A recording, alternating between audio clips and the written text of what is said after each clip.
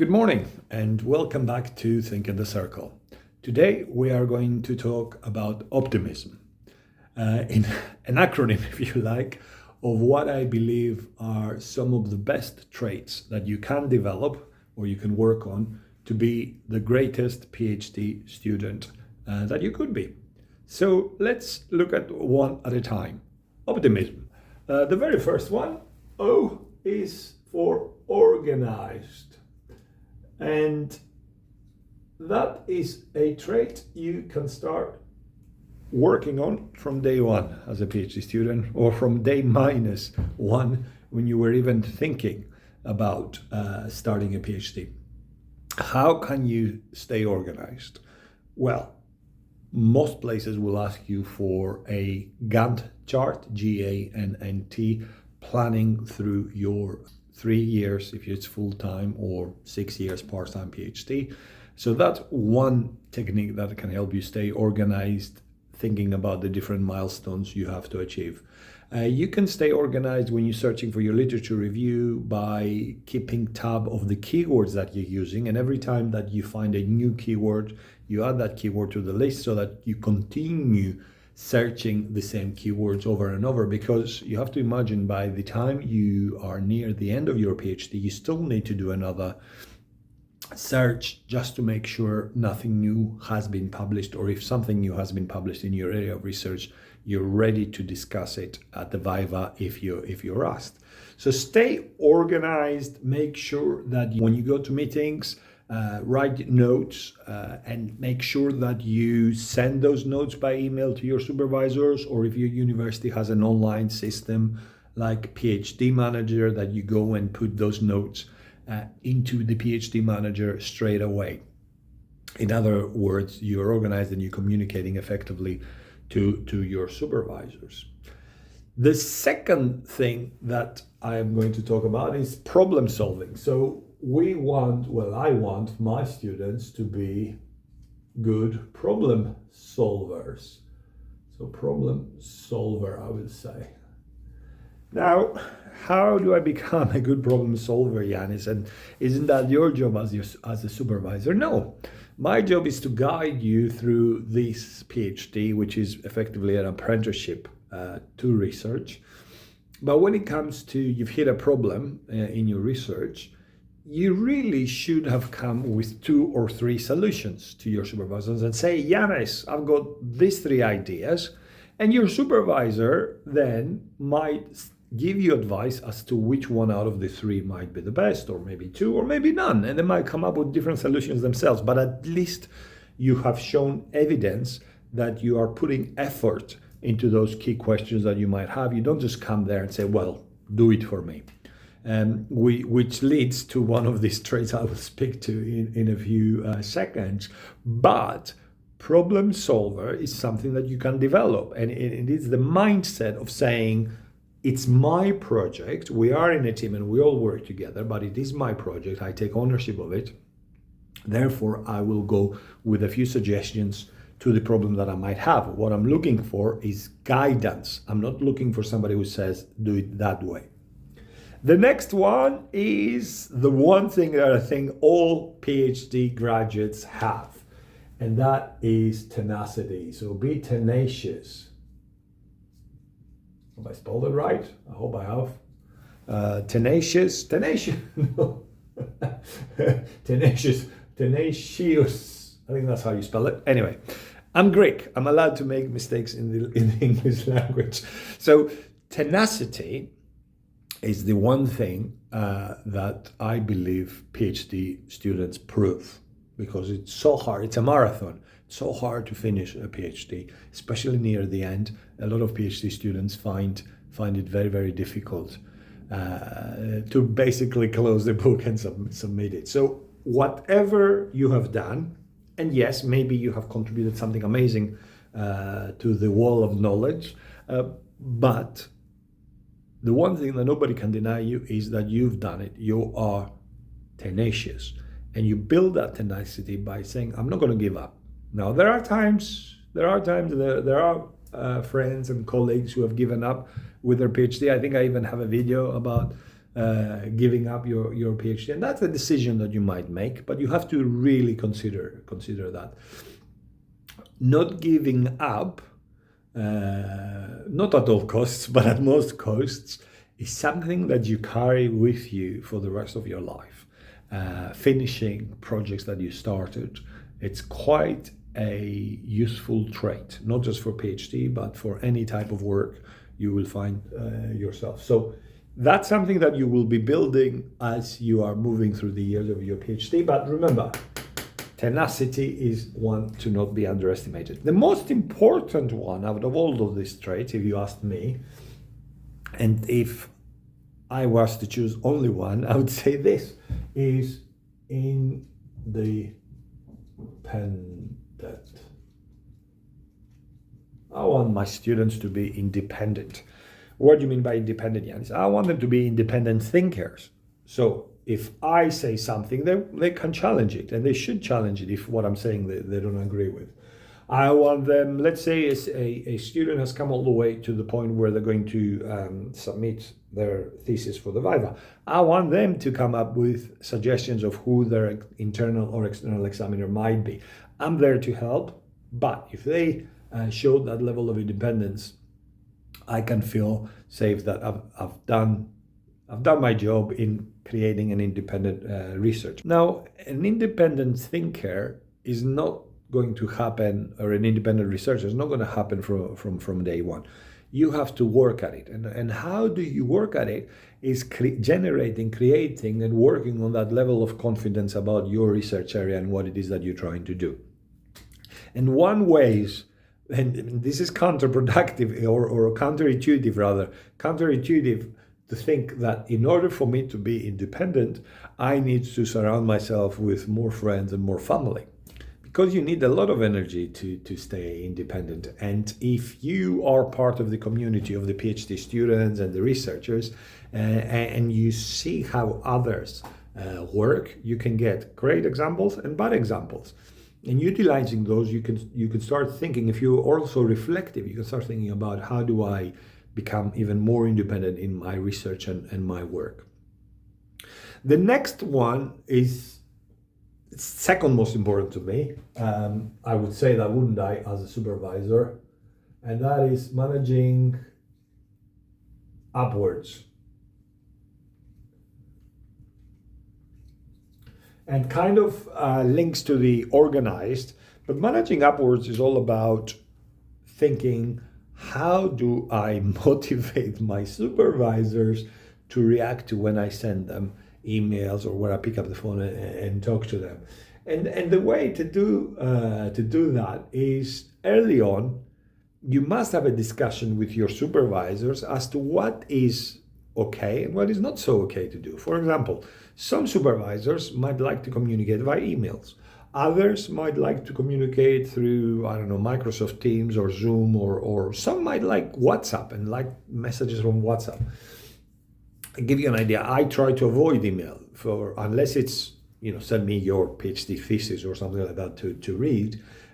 Quick messaging works better for me because it cuts through all these thousands of emails that I get each week. And you might hit it on a week that I've gone to a conference or I've gone somewhere and that I've got 200, 300 emails, and then your email gets lost. So find out, how do they like to communicate, and are they going to be sending you reminders? Are you going to be sending them reminders? Who's going to be setting up the Teams meetings if you're gonna use Teams, Microsoft Teams, or if you were going to use Zoom? Is your supervisor an organized person that sets up their team meetings, or would they prefer that you do it?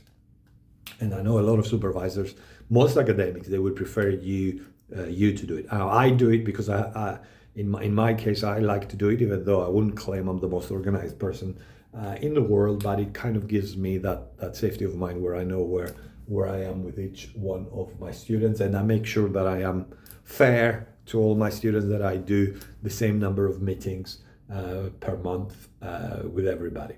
But that's my thing. Other supervisors will leave it up to you. But managing upwards is very, very important. If you haven't heard from a supervisor, you've sent them something, and you let's say you send them an email with an attachment you haven't heard for a week, send them another email. Well, I don't know. Maybe pick up the phone maybe knock on their door, try to find what really works for them and manage them upwards. The other I in this is about being informed. And I say this to my students: there are no stupid questions. There are no stupid questions, but there are uninformed questions that might sound stupid, depending on the level that you are in your PhD. What do I mean by informed questions, or for you to be informed? I mean that when you start early, I do expect that you haven't read the whole body of literature, and I do expect that you don't understand the process. But as the months, the weeks, the months, the years progress, I expect you to be more and more informed about the context of what it is that you do, the literature of what it is that you do, the process within the university that you're placed. So that when you ask me a question, if you see my face going like, that means that might be an uninformed question. So stay informed. And knowledge moves so fast these days, especially with literature. And I think I said that earlier. Make sure that you keep on updating that level of information and that you stay informed throughout the years of your research. The S of optimism stands for steadfast. And this is all about loyalty and courage. What do I mean by loyalty and courage? Well, let's say that you have 2 or 3 supervisors in your team. Normally, you get 2 supervisors if you're studying for a PhD in the UK. Sometimes you might get 3. It is important, and if we look back to being organized and managing upwards, it's important that you speak with your supervisor team and say, look, every time we have a meeting, do you want for all of them to be in the meeting, or is somebody's not going to be there only a few times? My advice is, if you have 2 or 3 supervisors, always the same people in the meeting. So if there's going to be 3, all 3 plus you 4 in that meeting, because what you don't want is you don't want somebody to come uninformed, or you don't want somebody to then 3 meetings from now come up with something different. Now, if your supervisory team is organized, they will have a pre-meeting, even if it is 10 to 15 minutes. Every time you send them something, they'll discuss it so that they all sing from the same hymn sheet. Okay. Now, if you get supervisors that start debating and fighting in your supervisor meetings, debating is okay, because something might reveal itself that they didn't get to discuss. Fighting is not okay. That should be a red light for you, and start thinking, what is going on here? And it's very, very important that everybody's at each meeting, because as your PhD progresses and people have given you advice to where it progresses, they don't suddenly start asking you something completely alien. Also, what I mean by loyalty, so you have to be courageous. Sorry, I didn't finish the courageous bit. You have to be courageous in saying that, I'd rather have everybody in the meeting, or also courageous if you start feeling a bit uncertain, if things start going pear-shaped. The loyalty bit is the important one also, because we have to think, what do supervisors get when they supervise you? Now, in some universities, I might give them a few hours, but it's really nowhere near the amount of hours that they use to read your chapters, give you advice, do all the things that they need to do. And normally the first supervisor tends to carry most of the weight of the supervisory process. What is really the payment for most supervisors is papers. Okay, so which is also great for you if you have papers by the time you reach your viva. If you've published just a couple of conference papers and maybe 2 journal papers, you can actually show to the examiners that independently others have reviewed your work. These papers have come out of this PhD, and independently others think that this is good enough for publication. Therefore, you go there with a different level of confidence, different air of confidence, and a different message to those examiners. Don't worry if you're a PhD that hasn't yet done that. My advice is, the moment you finish and you pass your viva, make sure that you publish very, very quickly, because data goes old. You probably had enough of that PhD by then, and you're thinking, well, I don't want to do that. But no matter whether you're going to industry or academia, very important that you have at least a paper. It helps the CV. It gives different perspectives when you're in interviews, and you can talk not just about the PhD, but also the publications out of the PhD. And if you're going into academia, you definitely need it. But supervisors will expect that the name appears on those papers because they worked with you on your PhD. Should they do nothing for those papers? No, they should have done some work, and increasingly more journals are asking what work have they done. And this is where you have to be courageous and ask them to do some work. And going back to Manage Upwards, when you do a paper, yes, the bulk of the paper is yours, but if you want thoughts on methodology, if you want what supervisors might be very good at, say reviewing the abstract and fixing it up and then reviewing the conclusions. Normally papers tend to have weaknesses in abstract and conclusions, and you're perfectly within your right to even say, hey, here is a cover letter for that journal. What do you think?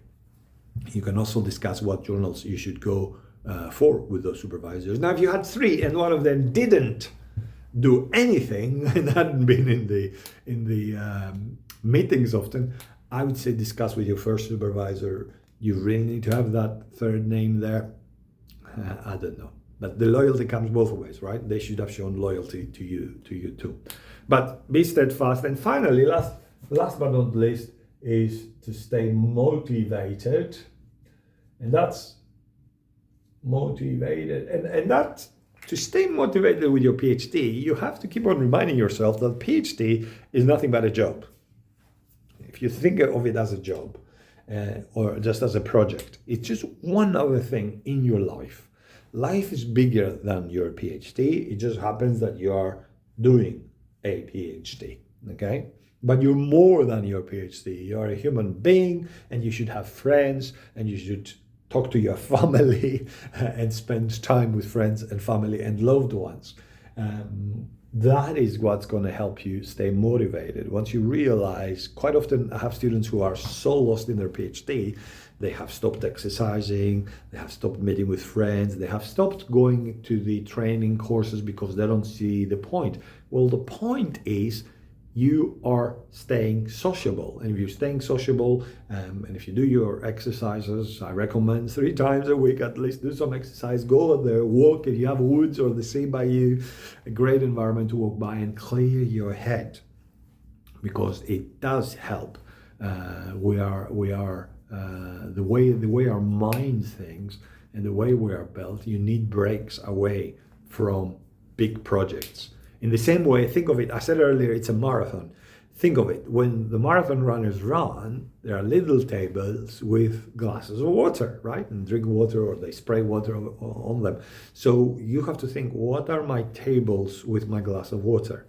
Is it a hobby or 2 hobbies?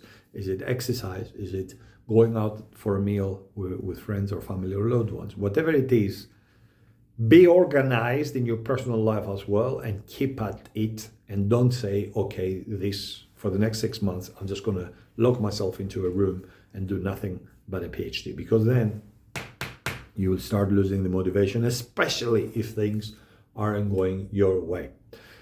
This is it. This is my 1, 2, 3, 4, 5, 6, 7, 8 traits that would make a great PhD student for any supervisor, and it will allow you to create the best relationship with your supervisor. And remember, supervisors are not only for Christmas when you adopt them, and if you really develop a great relationship, they will do wonders for you for the future as well. They will write references, they will be your best fan advocate when you're going out there, and you can always contact them back for career advice and sometimes a crying shoulder. So enjoy your day, stay optimistic, make sure that you keep that optimism alive and well in your mind and heart. And good luck with your PhD. Thank you for listening.